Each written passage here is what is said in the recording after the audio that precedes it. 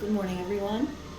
Um, I just wanted to show you a little bit in real time how we are doing things with this group of puppies we have right now. These are mini golden mountain doodles. Mom's golden doodle, dad's Bernie doodle.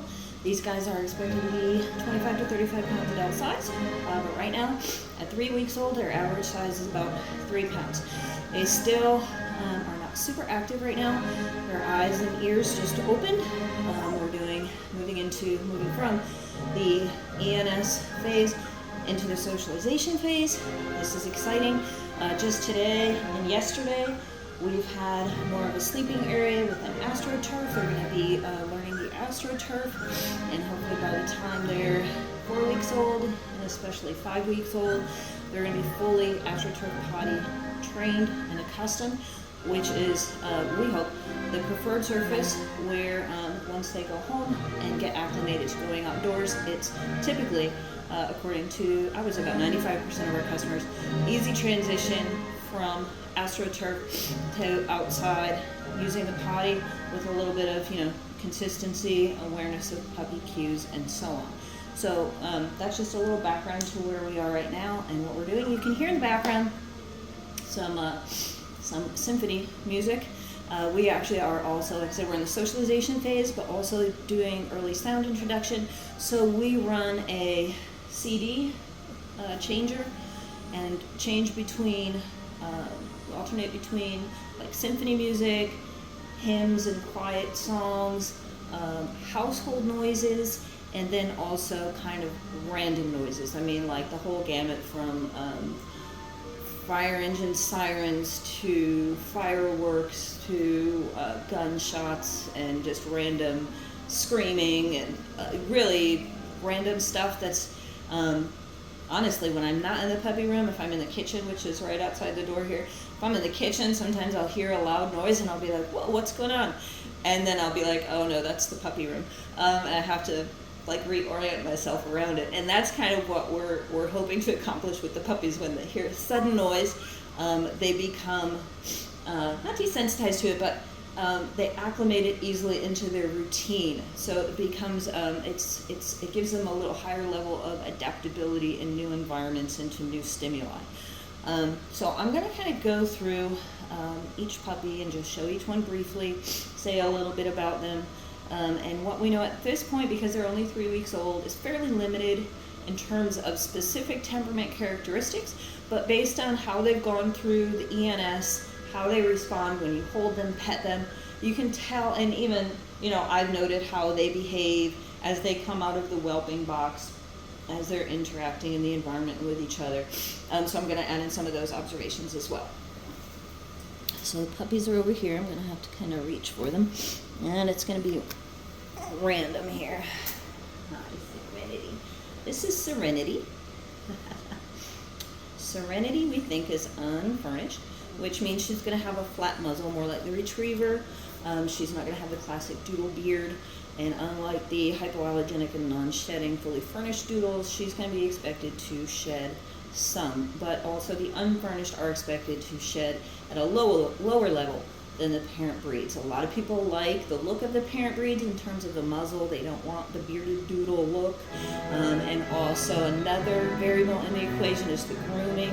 The unfurnished require a lot less grooming, and some people prefer to avoid that upfront known cost, but they do like the lower shedding.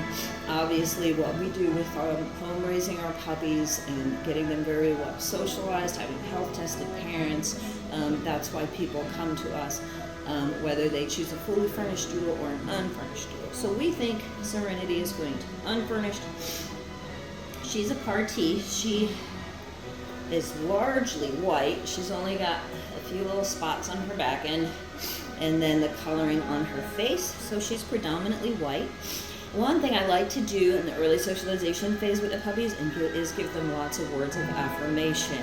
You don't hear that from a lot of breeders, I don't think, but I think that's so important to their development, and it does something that we don't know that it does. I really believe that. I mean, that's true with children and people, and I also believe that it's true with puppies. And so, of course, I randomly named these puppies basically, like days after they were born.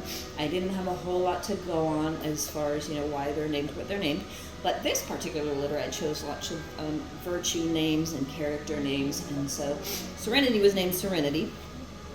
And I have to say, like, when she was going through ENS, even when we did the first litter photo, she was probably the least serene. So my words of affirmation for her, when I look at her, I tell her, Serenity. Hi, Serenity. Your name means peace. You're going to be a peaceful girl, and you're going to bring peace wherever you go. Right? I think she's going to grow into that. And look, see, when you hold her a certain way, she does quiet. But when you hold her in other ways, she's a little more active, a little more resistant. But see, when you get into this position, she kind of snuggles right in. I think she's going to live up to her name. At this age, they have a long way to go in terms of temperament development. What you see is not what you get at this age. And what we do at this age is to look at where they are and where we want them to be, and we accommodate our socialization and our program to each individual puppy. So Serenity is going to get lots of extra holding and quality time because she is, at this point, a little more resistant. She struggled a little bit more at first during the ENS with all the different movements that we do. She kind of didn't really want to go with the program. So I'm finding ways that she enjoys being held. Right now she's super quiet, super relaxed. And so this is good. I'm finding ways she likes to be held, and I'm making sure she gets lots of holding time. So even if she ends up being maybe a little more of an independent or active puppy, still she will like really respond to this and desire this at some level, even if she won't be as much of maybe a lap dog as some of the others, some of the quieter ones might. So that's where we are with Serenity. Serenity. She's gonna squabble here. Right? You're gonna squabble. Yep, squabble. You good girl. You're a pretty girl. I'm not sure if Serenity. Some of these puppies, because their mom is a hidden merle, and they're all in the like gold, tan, apricot range. Some of them actually might have 1 or 2 blue eyes, and I'm not sure about Serenity yet. She might have 1 partial blue. It's going to become more obvious in the next week because some of the puppies have a little blue haze that they grow out of. But this litter I am expecting to see some permanent blue. So I'm keeping an eye on that too. So now Serenity is going to go in her box over here. She's probably not going to like being alone in there, but we're going to get next one in order here.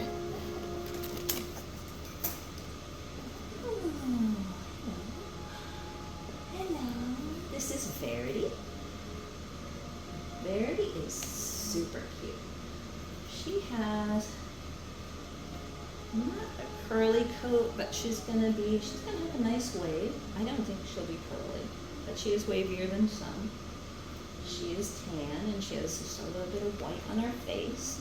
You can see when I hold her up like this and move her around, she's not as we say, squabbly. She's not as squabbly as Serenity. But also, when you put her down on her back, she doesn't quite, she's getting more relaxed. See, this is why we do what we do with the socialization. Just a couple of days ago, when I put her on her back, she kind of got stiff. Now you can see she's relaxing into it more. Another thing we do is we spend a lot of time touching paws so they don't have sensitivity when they're pet and groomed.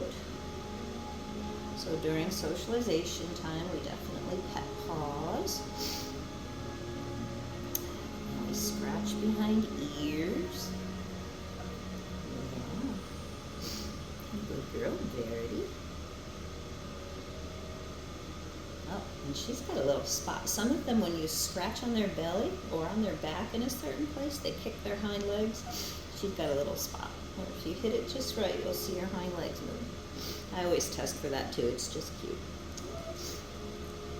Alright, so Verity is going to go with Serenity. Serenity doesn't like being alone in there. Oh, Hardy didn't like to be disturbed. Did you hear him grumble? This is Hardy. Hardy is tan, and he's a super handsome tuxedo.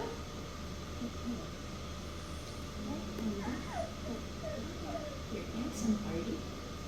And I tell him, Hardy means strong. He's going to be a strong puppy. He's a little bit, he grumbles a little bit. Not in a bad way. When he gets comfortable, he kind of just lets it all out. Right? You can see he's pretty relaxed. He came right in here without too much disturbance. And when we put him on his back, he's not a fan at first, but it only takes a couple seconds. He acclimates fairly well. He just let out a big relaxed breath, so he's doing pretty good as far as that. So I would say Hardy is kind of a, I don't know. Like I said, at this age, it's hard to put a definitive temperament label on him, but he's pretty laid back.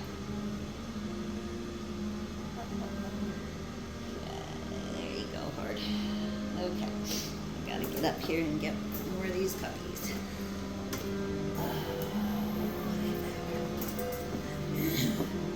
This is Valor. Valor is kind of golden, but he's pretty bright, almost apricot, but not quite, I don't think. Like, he's more in the golden, but he's a bright golden. He's really, really pretty. And he's got a nice forehead marking. Looks like a feather.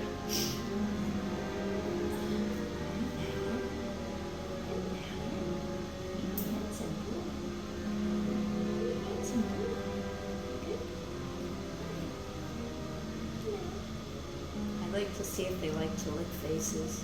Only one or two of them have so far. I'm not one who really likes face licking, but some puppies like to lick faces. Valor's not yet. You can see he's pretty relaxed, so let's put him on his back. And he is so adaptable. In fact, he's one. It's a sign of confidence in dogs to lay on their back and leave their stomach exposed. And when we talk about, therapy applications for dogs, training dogs for therapy, for either emotional support or more specific therapy applications, one of the character qualities or traits, temperament traits that they look for in a therapy dog is confidence. That's hard to describe exactly, but one of the signs of confidence is that when you put them on their back like this, they don't mind. They're not timid. They're not trying to cover themselves. And when they sleep on their back a lot of times. And he is one that does not mind being on his back. And he's also just quieter in general during the ENS. He was, and so I think he's going to be more on the confidence side. Maybe a little extroverted. I'm waiting to see who's going to be the first tail wagger. And when you come in the puppy area, who's going to approach first. At 3 weeks, they're still a little too young for that. He's getting tired of being held that way. He wants to go this way, but he still wants to be held. At 3 weeks, they're not doing a lot of tail wagging. They're not doing a ton of tail wagging, though. They're not really approaching people yet. But another week is going to make a huge difference. So that's Valor. There you go, buddy. Next, let's see. Let's do Mercy.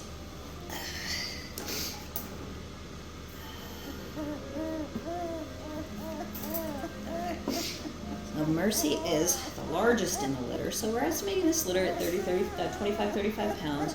She's probably going to be more on the 35-pound end. She's the largest. I actually just weighed them to do their first deworming treatment at 3 weeks, and she was just over 3 pounds. And that is the same weight as, her mom is Foxy. Foxy's previous litter, at 4 weeks, the average was 3 pounds. She's 3 weeks and she's 3 pounds. So that's not going to be a significant difference, but it does mean she's going to be on the larger end of the expected weight range of 25 to 35 pounds. I'm not sure what her color is. She's not exactly red, but she's definitely not golden, and I think she's deeper or darker a bit than apricot, but her coloring is beautiful. And she is a gorgeous tuxedo. Like, she has perfect markings, paws, and tail tip, and back of her neck, and of course her front, her muzzle, really gorgeous tuxedo markings. So Mercy, she was probably one of the more, when I did their first litter photo, that I noticed she was a little more active. She was the first one to try to climb out of the whelping box. She is also generally in this litter more active. Doesn't mean anything good or bad, but you know, some people want the quiet sit in your lap type puppy who's going to be a constant companion. Other people have a more active lifestyle, or they have a household full of kids who are going to always want to play, and so they actually would prefer an active dog, whereas other people might not. So it's not a good or bad that she's active. It just it's good to differentiate depending on you know, what an individual is looking for in their puppy. This is Mercy.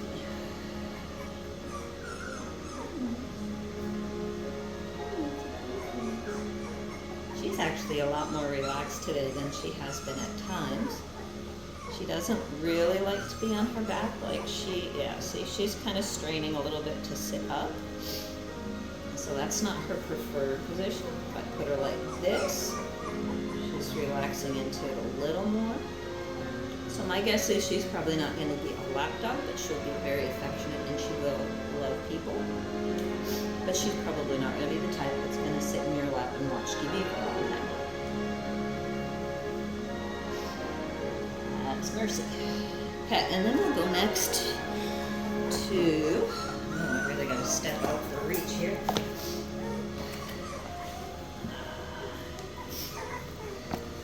Excuse me. So we're stepping back in here with Justice. He's the next. I want to compare him to Mercy because he's the smallest in the litter.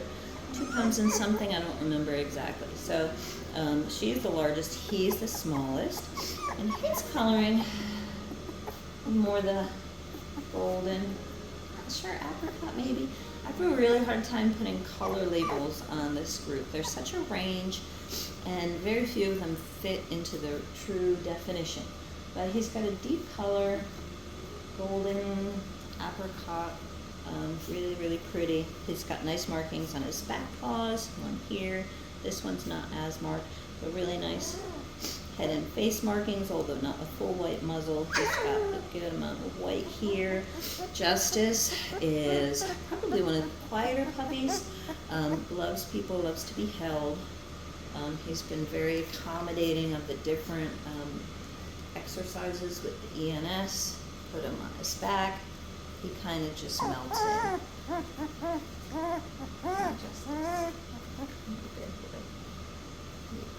Justice.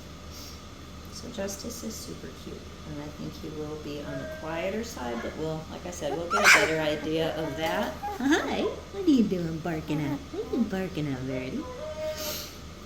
So we'll get a better idea, like I said, of temperament in the next week especially. But that's Justice for now.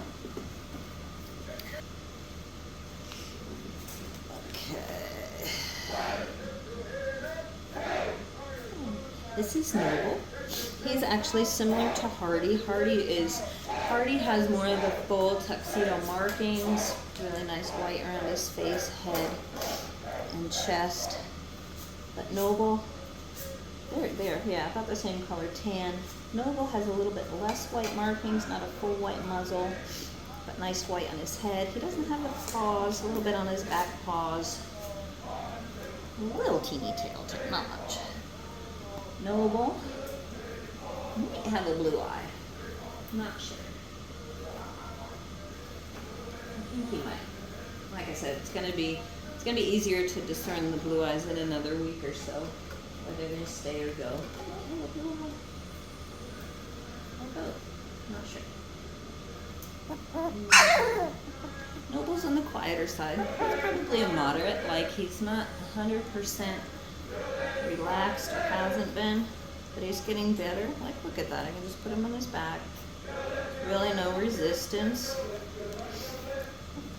Enjoys being pet. When it comes to activity level, he's probably not one of the busiest in the litter. Oh, see, that's Mercy barking. I told you Mercy is some more active. So when she plays, she likes to get other puppies to play with her. and she'll randomly bark. But she's also, I see she's wagging her tail. I told you they're not really tail wagging yet, but Mercy's tail is wagging. So she is friendly. She loves attention. And people ask me if our dogs are barkers. I would say by and large they are not. But some of them do vocalize when they want attention or someone to play with them. If they're feeling playful and want engagement, almost always they will end up barking. You know, if people come to your door or something to alert you about people. There's only been a handful of our puppies, and we've had over 350 puppies since 2021. And that number of puppies, there's only a handful that I would have said just randomly barked. And actually those, it's kind of odd because I never thought that barking would be a genetic predisposition, but those ones that we noticed bark more than their litter mates or counterparts come from our moms, who also probably bark more frequently than our other dogs. Foxy and Hero are not random barkers. Oh, Mercy's a licker. Hi, Mercy. That was Mercy. You've already seen Mercy, but anyway. So now we'll move to the last one here, which is Grace. Excuse me, Miller. You're a good boy.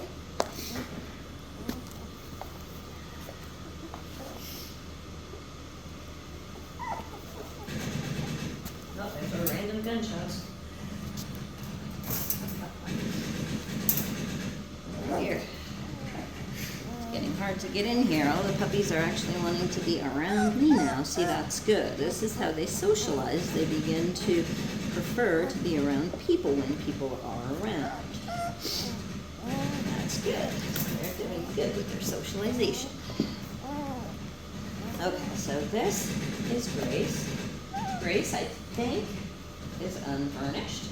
Seems pretty obvious, but she is gorgeous. She's tan, and she has got gorgeous tuxedo markings, kind of like Hardy. She's a female version of Hardy, like the paws, the tail tip, all the nice markings, but she is going to be, I'm pretty sure, unfurnished.